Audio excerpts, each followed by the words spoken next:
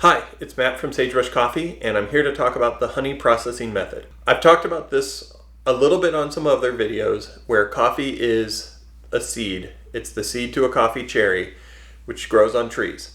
The process that brings those coffee seeds into your home is significant. There are so many steps. I think we generally take for granted how much work goes into that morning cup of coffee. And today, I want to segment out a spliced center section of that process and look closely at the coffee processing methods. There are primarily three different coffee processing methods. There's washed, there's dry, and there's honey process. These methods really are the process that takes that cherry and converts it to the seed. And the way that happens has a huge impact on the flavor of your cup of coffee. What has to happen in that process is you have to remove the skin, you have to remove the pulp or the mucilage, and you have to dry the seed. All of those steps happen for all three methods. The key to that and what impacts the flavor is when drying occurs. For washed coffees, drying occurs after you remove the skin and the pulp. For dry processed coffee, drying occurs before you remove the skin and the pulp. And so washed coffees generally show a lot of the flavor of the origin, where dry processed coffees generally show a lot of fruit flavor. Honey process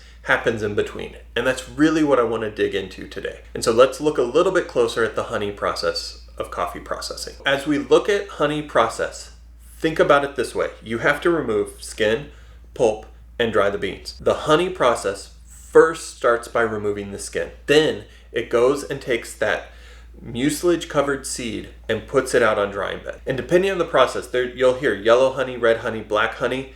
Think of those in terms of the amount of pulp that is dried on the drying bed. And think about the darker the color, the more time and the more pulp is left out there. Yellow process is by far the most common. If you see honey process and it doesn't state that it's red or black, it's probably yellow. It has the least amount of dry time and has the least amount of mucilage left on the seeds, so that as it dries, it creates kind of a honey sweetness. Black honey, on the other side of the pendulum, has a lot more mucilage and is almost similar to a natural. It's almost like a light natural, so you'll have like this light undertone of fruitiness to it, but it'll still have the sweetness of a honey. And red just falls in the middle. And so if you think about honey processed coffee, they're taking this like gooey seed, they're putting it out on tarps or drying beds, and they're turning it regularly so it doesn't like get moldy and just doesn't get gross. The labor to do that is intense. I mean, just think about what it would take to be turning this like gooey fruit for days while it dries out and gets to a certain humidity level that they're happy with. That's where the name comes from. The name honey describes that consistency that the beans become while they're drying out in the